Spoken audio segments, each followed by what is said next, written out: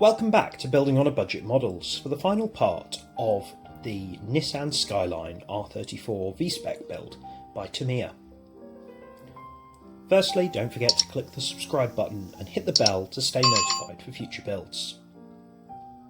Firstly, I removed the windscreen parts from the rest of the sprue, but left on a little bit, and then put on the supplied masking sheets from the inside. If you have difficulty removing window masks, you can always look at the tips and tricks video, which I have put a link to now. I then attached some large low-tack masking paper to the outside of the windscreen. This is because overspray can hit the outside of the glass, which can ruin the look of the car. After giving a couple of coats of semi-gloss black, I peeled off the outside to have a look at the glass. However, I wasn't happy with some of the coverage, so I put masking tape back on it and gave it a third coat, and by this point I was happy. I used a craft knife and some of my tweezers to very carefully peel off the masking tape without removing any of the black inadvertently.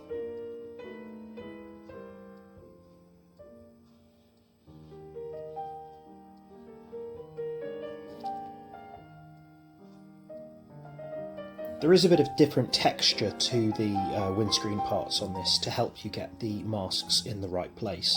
All in all, this is a really nicely moulded windscreen.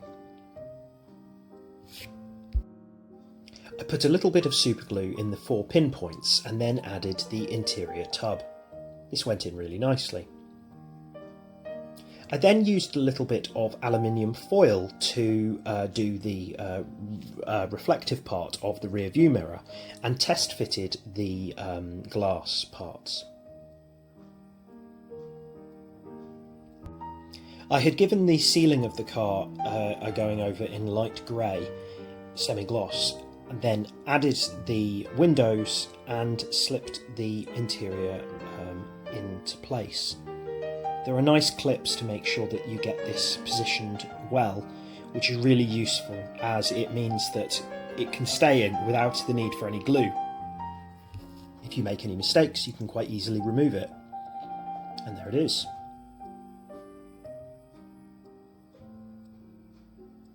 As I said in my first video, I had done the wheels with a little bit of Tamiya smoke spray to darken the chrome. The tyres were perfect and didn't need any sanding. However, you might want to weather them if you want to make them look used. I found putting the tyres on the front, the wheels on the front I should say, a little awkward.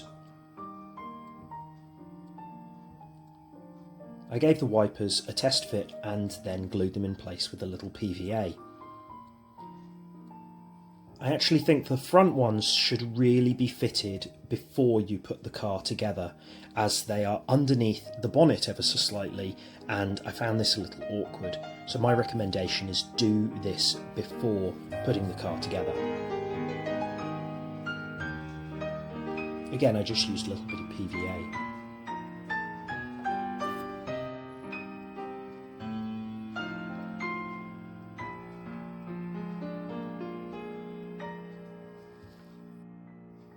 The front and rear diffusers were moulded in clear so that you could see the suspension, engine and it's whatever was underneath. However, certain parts of these could be seen from the front of the car and the rear of the car. So I went over them with a little bit of black Sharpie, which gave quite a nice effect, but you could still see the parts of the undercarriage. Simply glued these into place with a little bit of PVA and a couple of the contact points, and then at the front as well.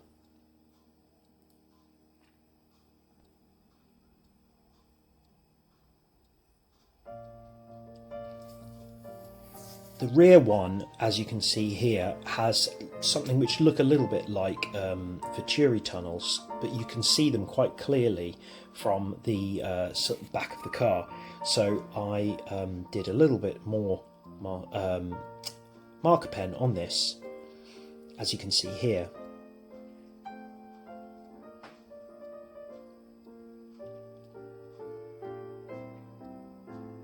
I used Tamiya panel line wash and rubbed off some of the excess with a cotton bud.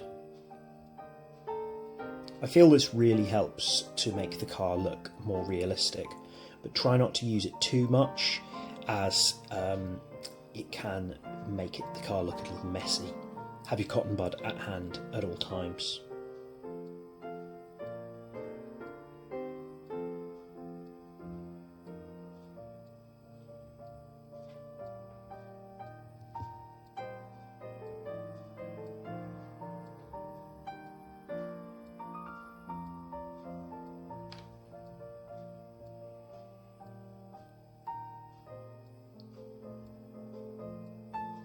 The wing mirrors were glued in place using a little bit of PVA.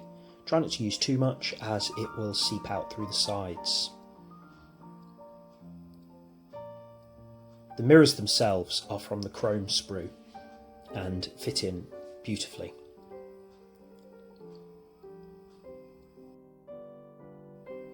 I'd simply painted the number plates in some white gloss and then decided to use the Japanese style plates for them.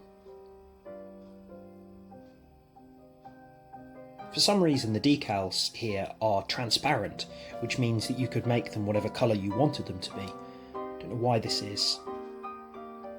I decided to only use the rear number plate, as I liked the way that the front of the car looked without plates.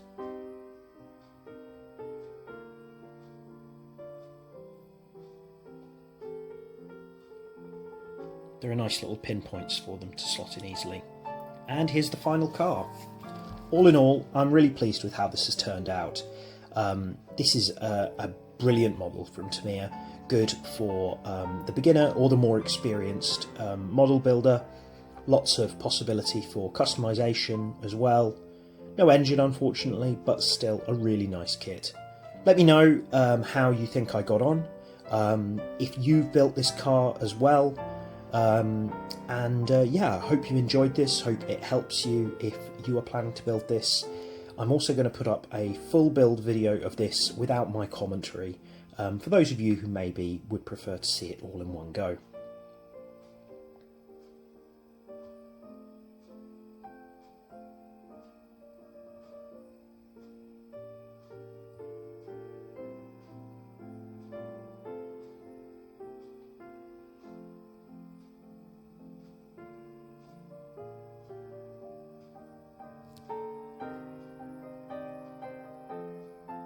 And to finish off, here's some shots of the car from different angles.